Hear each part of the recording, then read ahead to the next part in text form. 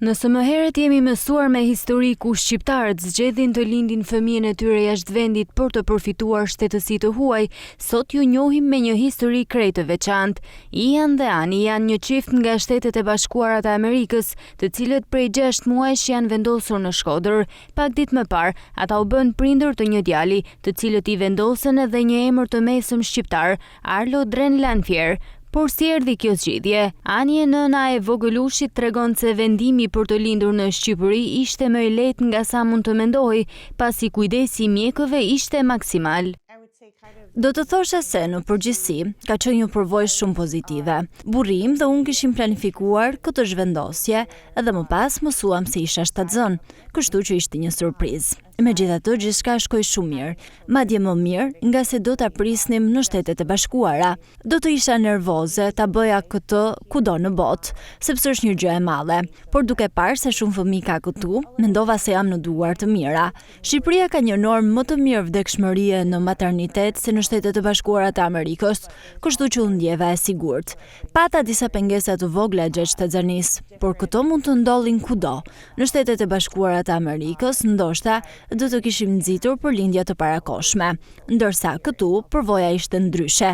Fal Zotit, gjithçka shkoi mirë. Edhe Ian, babai i vogëlushit, thotë se Shkodra ishte dashuri me shikim të parë dhe se tashmë planifikojnë të ndërtojnë jetën e tyre në këtë qytet.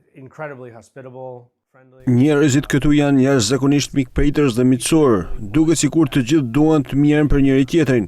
Ka qenë një përvojë shumë pozitive. Ritmi i jetës është më i qetë, mund të ndalosh, të pish një kafe dhe ne vlerësojmë shumë këtë. Por pse zgjodhen emrin Dren për djalin e tyre?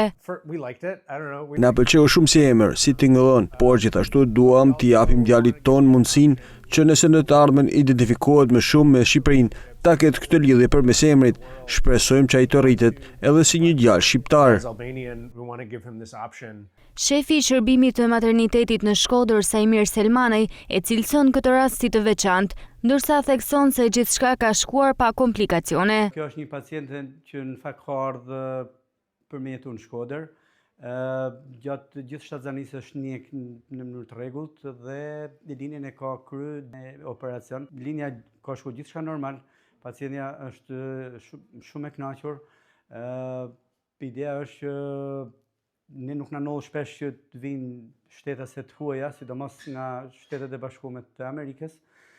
Pacienta shumë e kënaqur, kam qenë shumë e surprizuar edhe për kushtet edhe për ndjekjen e shtatzanisë. Ndërkohë Ian tregon se shpesh ka takuar shqiptar që shprehen të habitur me zgjedhjen e tyre, por ai mbetet i bindur se kanë bërë vendimin e duhur.